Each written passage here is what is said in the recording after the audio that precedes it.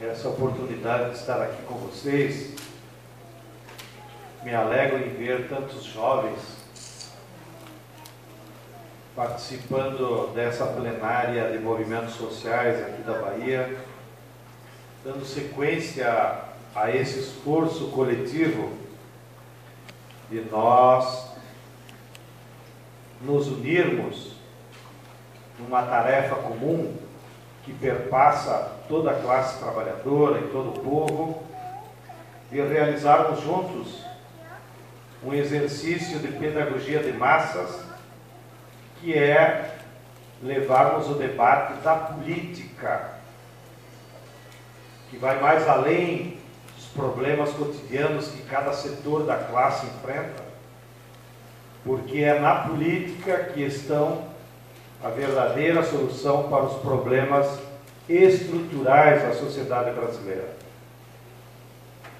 E o plebiscito popular não é outra coisa que é apenas um exercício de pedagogia de massas para nós discutirmos política com o nosso povo, para politizá-lo e, a partir daí, organizá-lo para que realize mobilizações pela reforma política, pela convocação de uma Assembleia Constituinte e também por outras reformas que o nosso país precisa nessa etapa da luta de classes que nós vivemos. Tenho entendido que o meu papel aqui é apenas fazer uma introdução geral com alguns elementos da conjuntura política, que na verdade é sinônimo de uma radiografia da luta de classes nesse momento a nível nacional.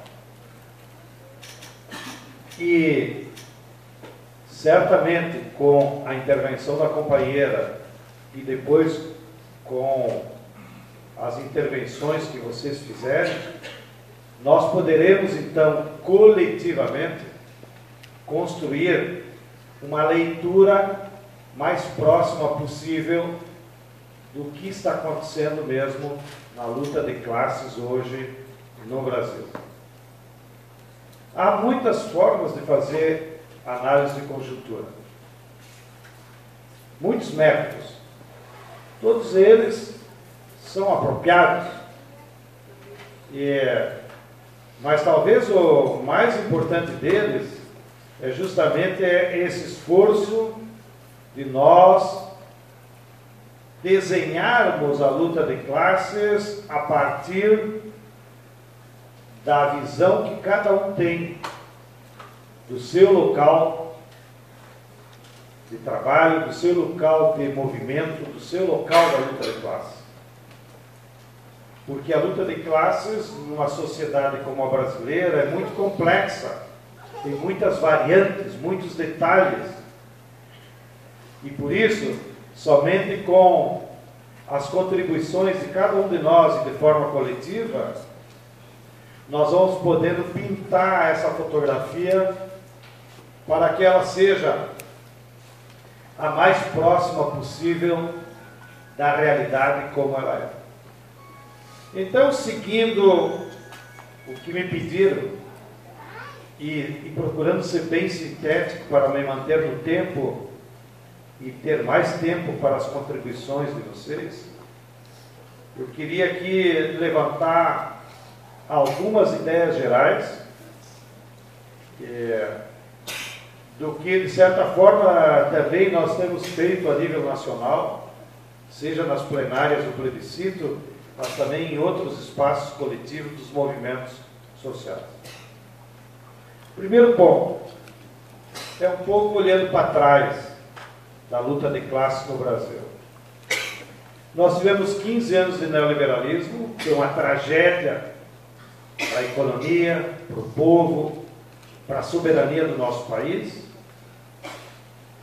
e levou ao refluxo do movimento de massa, desde 89, que apareceu um pouco na mística muito bem organizada. No fundo, se vocês se lembram, os mais jovens talvez não, A última greve geral que nós fizemos foi em 88.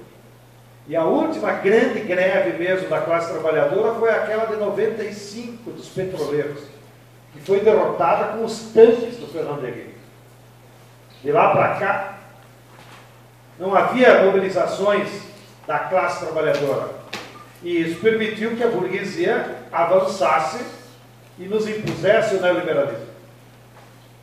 Pois bem, quando as mazelas do neoliberalismo e as suas contradições atacaram de forma mais violenta a classe trabalhadora, é que nós conseguimos ter um clima político propício para, nas eleições de 2002, derrotar eleitoralmente o projeto neoliberal. Porém, pelas condicionantes da luta de classes daquele período, que não estávamos em ascenso do movimento de massa, a classe trabalhadora estava derrotada, aquela vitória eleitoral, embora tenha sido uma derrota do neoliberalismo, no entanto, produziu um governo de composições de classe. O governo Lula e Dilma não são um governo da classe trabalhadora, não são um governo do PT, e muito menos um governo de esquerda. É um governo de composição das forças de todas as classes do Brasil. Até o capital financeiro estava presente, controlando, por certo, o Banco Central, a burguesia industrial, a classe média, a classe trabalhadora, os camponeses e até as parcelas mais pobres da população brasileira, que se beneficiam com o Bolsa Família, os 44 milhões que só comem do que o governo dá Bolsa. Esses 44 milhões de pobres brasileiros também se reconhecem dentro do governo e o defendem. Então, esse governo de composição, ele mudou a política e, em vez de neoliberalismo, passou a aplicar o neodesenvolvimentismo, como eles mesmos classificaram. E o neodesenvolvimentismo é uma política de composição de classe onde todos ganham. E está baseado num tripé que o sustenta. O primeiro pé é que a economia precisa crescer. Então, se baseia na necessidade do crescimento econômico. Segundo tripé, em vez de deixar tudo para o mercado, o Estado recupera o seu papel de coordenador da economia, o seu papel de aplicar políticas públicas para o povo, para resolver os problemas do povo. Então, nesses dois governos, nós recuperamos o papel do Estado, porque antes, no neoliberalismo, o centro era o mercado, tudo se resolvia no mercado. E o terceiro pé dessa política é uma política de distribuição de renda, que aconteceu pelo aumento do salário mínimo, pelo aumento dos benefícios da Previdência Social. Essas foram as duas principais variáveis que o governo utilizou e conseguiu distribuir renda. Aumento do salário mínimo e os benefícios da Previdência Social, que aí chega na classe trabalhadora direto. Porém, essa política, no transcorrer do tempo, ela bateu no teto e ela não consegue mais resolver os problemas estruturais da sociedade brasileira. Vou dar dois exemplos. O tema da educação. O Lula fez vários programas para distribuir e criar oportunidade de acesso, como o ProUni, o ReUni, a criação de universidades federais no interior, e com isso nós dobramos a população estudantil na universidade, de 6% para 15%.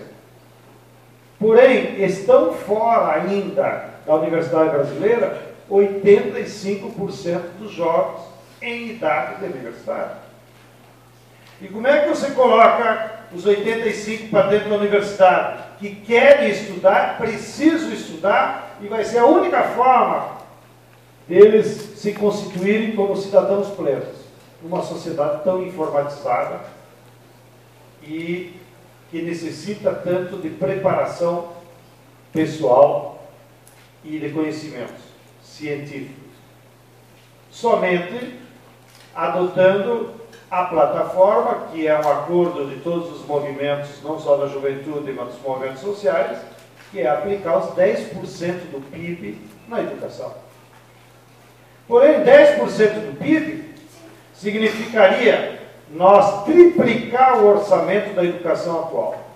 Aí alguém vai dizer, mas não tem dinheiro para triplicar o orçamento da educação. Não, o dinheiro tem. O problema é que o dinheiro hoje do orçamento público, em vez de ir para a educação, vai para pagar juros da dívida interna. O governo gasta 280 bilhões de dólares reais por ano do nosso dinheiro dos impostos e aplica em pagamento de juros. Então o dinheiro existe, e até seria fácil, que de certa forma o Lula inclusive fez na crise de 2008. Pegou 100 bilhões pelo menos desses dos juros e botou no BNDES. E ninguém reclamou, porque nós estávamos em crise. Porém, para você pegar os 200 bilhões e botar na educação, na saúde ou no transporte público, você vai ter que atacar os banqueiros. E, portanto, não será mais um governo de composição de classe com os bancos, como é agora. Entenderam? Então, daqui para frente, para você enfrentar os problemas estruturais que o povo brasileiro precisa resolver, a política de composição de classe não é suficiente. Porque para você avançar, você tem que tomar da burguesia. Senão não avança. E assim eu poderia dar exemplo da reforma agrária, onde nós estamos metidos. Tá? Poderia dar exemplo da saúde. Tá? Para resolver os problemas da saúde, não basta os mais médicos. Os mais médicos, que é um dos melhores programas que nós temos do ponto de vista social, ele não atende à solução de todos os problemas da saúde, porque ele é apenas uma política preventiva, é levar o médico lá onde o povo mora. É muito importante e necessário. Porém, para aqueles outros gastos do serviço público de saúde do SUS, é preciso recuperar o que nós perdemos para a burguesia lá na CPMF. Tá? Mas como é que bota dinheiro na saúde sem de novo criar uma CPMF, que era o único imposto justo que pegava dinheiro só dos bancos, ou só de quem tem conta bancária. Tá? Então, essa política está batendo no teto. Ela tem um limite da composição de classe. E o limite foi denunciado pelas mobilizações de junho e julho. Quando a juventude foi para a rua, ela foi para a rua em protesto. E foi muito importante que tenha ido, porque ela anunciou para a sociedade de que havia problemas e que esses problemas não estavam sendo resolvidos. Porém, pela própria natureza das mobilizações e da juventude, ela não tem propostas para sair da crise. Ela não tem programa. Isso, quem tem que construir o programa são as outras formas de organização da classe, os movimentos sociais, o movimento sindical, os partidos de esquerda. E para isso nós temos que construir uma unidade também de programa para essas reformas estruturais. Bem, vou mais rápido para aproveitar bem o tempo. Diante dessa situação, como é que os atores políticos estão se comportando? De uma maneira muito panfletária. Primeiro, a burguesia. A burguesia conhece o Brasil e não quer perder os seus privilégios. Então a burguesia sabe que não tem controle do governo federal, a burguesia aposta como arma política da luta de classes dela no judiciário, onde ela tem controle absoluto, na mídia burguesa, onde ela tem controle absoluto, e no Congresso. Essas são as 3 armas que a burguesia está usando na luta de classes. Contra nós. Contra, inclusive, o governo, quando o governo quer avançar. Tá? Olha o que estão fazendo com a Petrobras. Isso é tudo armação de um casamento entre Congresso e mídia. E amanhã depois vão arranjar algum culpado e vão prender alguém. Daí entra o judiciário com o rei, o novo imperador do Brasil, Joaquim Barbosa. Tá? Que algum dia irá morar em Miami, no apartamento que ele comprou lá por 720 mil dólares, porque eu acho que o ar aqui no Brasil é um pouco rarefeito, né? E ele não se sente muito feliz morando na Barra da Tijuca. Então ele comprou um apartamento, quando se aposentar vai a Miami, graças a Deus, e eu vou pagar passagem. Então a burguesia opera assim. E a outra coisa que a burguesia está operando é, em relação às eleições de outubro, ela está colocando os ovos dela nos 3 ninhos. A burguesia vai financiar a campanha da Dilma, vai financiar a campanha da Marina e do Eduardo e vai financiar a campanha do Écio. Para eles se precaverem, qualquer um dos 3 que ganhe, eles não têm problema. Tá? Ou seja, eles não estão preocupados com o resultado eleitoral. Porém, atenção, eles se dividem na forma de financiar as campanhas. Mas não é uma divisão de classe. Como classe, eles mantêm os mesmos interesses. Eles só dividem o dinheiro da campanha justamente para manter os interesses da classe. E ganhe quem ganhe, eles vão manter suas influências. Porém, eles vão aumentar ainda mais o financiamento para manter o Congresso sob controle deles. E já tem o controle da mídia e do judiciário, que não tem nenhum processo democrático que controle esses 2 poderes da nossa sociedade. O segundo ator, o governo Dilma. O governo Dilma está vivendo uma conjuntura, como alguém já disse em algum artigo, de inferno astral. Por quê? Porque é um governo de composição que não tem força própria de alterar a conjuntura.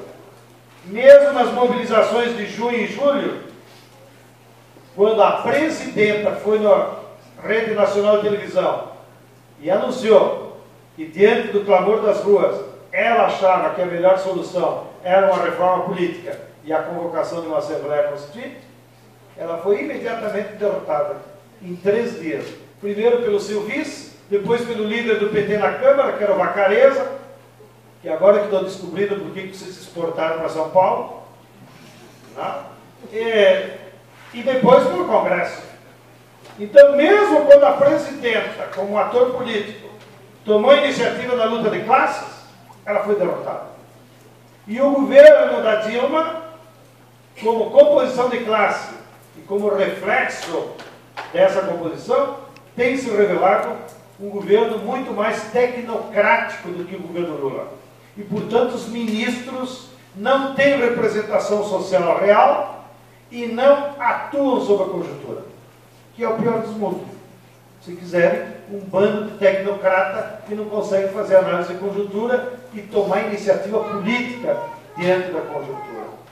Se vocês olharem a composição do ministério do ponto de vista dos seus representantes, é uma tragédia, tá? Se comparado com o governo Lula. O governo Lula tinha montado, mesmo que um governo de composição, mas os atores que estavam nos ministérios eram todos atores que vinham da luta de classe e, portanto, tinham experiência, mesmo do lado da burguesia. Então, tu pega, quem era o ministro da Agricultura do Lula? Roberto Rodrigues, o intelectual orgânico do agronegócio, um cara que domina a luta de classe, sabe para onde vai a agricultura. Agora, tu pega, quem é o ministro da Agricultura da Dilma? Trocou 3 vezes. É uns burocratas lá que o PMDB bota, que ninguém conhece, que não representa bosta nenhuma. Quem é o ministro das cidades? Com todos esses problemas que a cidade está explodindo de problema, pela especulação imobiliária, pelo transporte público, etc. No governo Lula, era o Livre Dutra, que tinha sido prefeito de Porto Alegre, um homem de esquerda, um homem da luta de classe. Agora, quem é o ministro da cidade? Um Zé Ninguém lá, que foi prefeito da cidade de Alagoa Grande, no interior da Paraíba, e neto do fazendeiro que mandou matar a Margarida. Então, a histórico até familiar dele é um perigo cumprimentar, né? Ou criticá-lo, né? Porque a família costumava tratar de uma forma terrível os que criticavam. Então, esse é o cenário. Então, o governo Dilma, como ator político, ele está aquém das necessidades que a luta de classe estaria a exigir. E a classe trabalhadora, como o terceiro ator fundamental da luta de classe. A classe trabalhadora ainda vive um refluxo da luta de classe. Nós levamos um mês lá em São Paulo, digo isso como autocrítica, para tentar trazer as centrais sindicais para as mobilizações de junho e julho. E eles estavam assustados, achavam que não era com eles. E aí, quando nós fomos derrotados numa assembleia como essa, onde se uniu a Conlutas e a CUT contra todo mundo. Bom, aí como é que nós vamos fazer uma greve geral sem a Conlutas e sem a CUT? Não dá. E tivemos que recuar. Aí, quando conseguimos convencer e foi marcada aquela paralisação nacional, já foi um mês depois, aí perdeu o pique. Foi importante, parou a economia, mas já ficou descolado das mobilizações que a juventude tinha feito. Porque é essa a necessidade que nós temos que construir daqui para frente na mobilização de massa. Nós temos que unir a juventude, que se mobiliza fácil, que protesta, que vai pela indignação, com a classe trabalhadora, que é a que apresenta programa, que é a que causa prejuízo.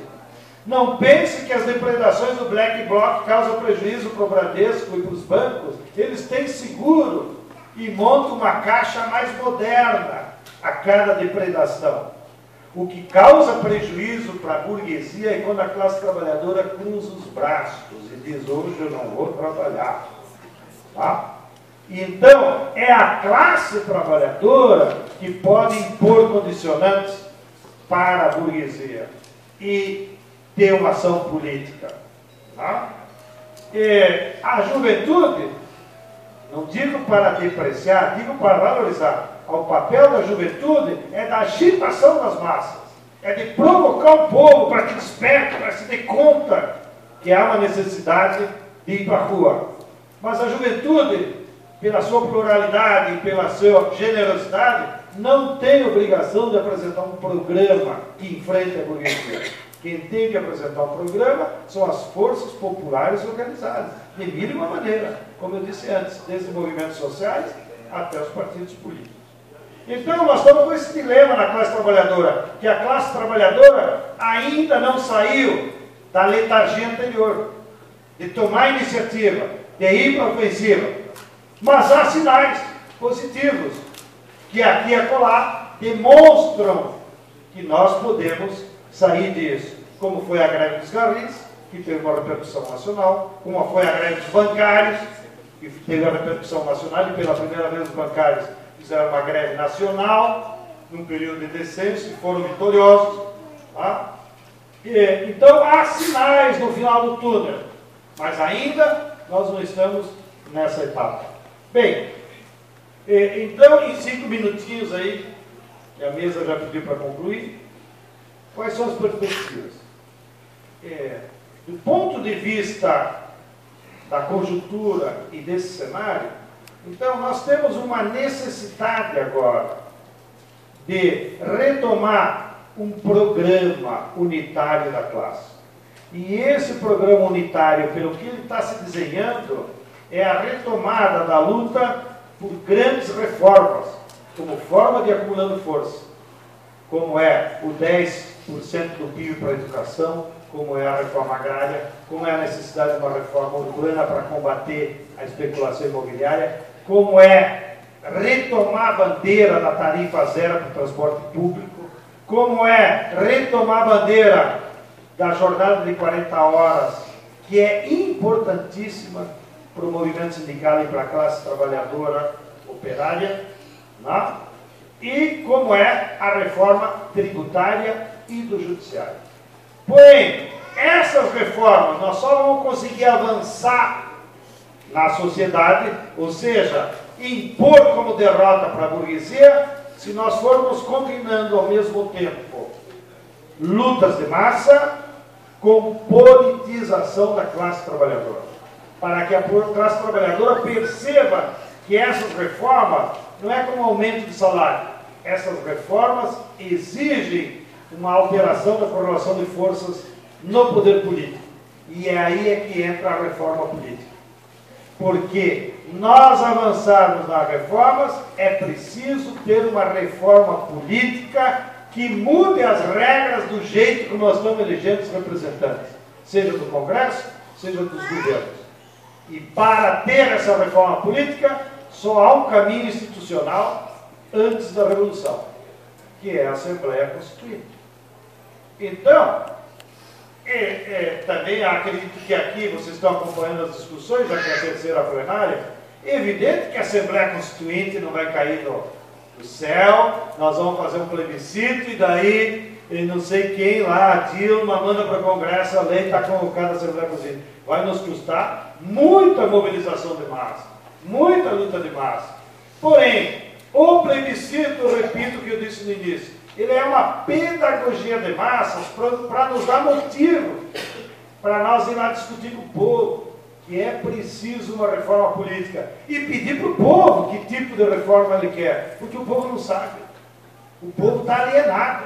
Se o povo fosse politizado, tu acha que nós tínhamos essa política que temos agora? Tá? Porque o povo está alienado, fruto daqueles 20 anos de descenso do tamanho de massas. Tá?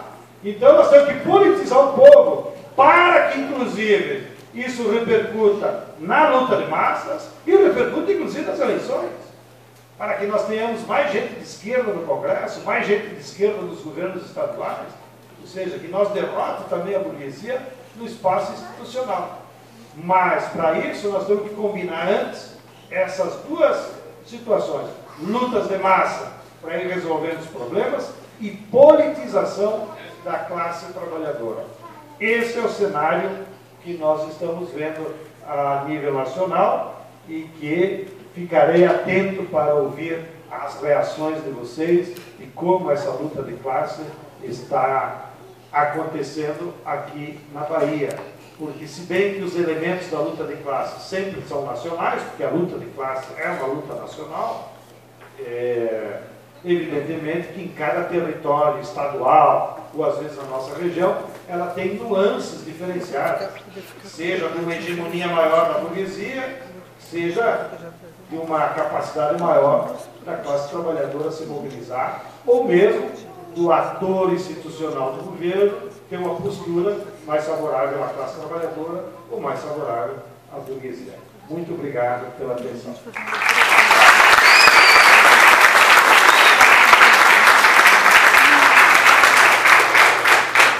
Passar a palavra à companheira Eunice e dizer que o Núcleo de Assessoria Jurídica Alternativa, NAVE, da UESB, Vitória da Conquista, também está presente.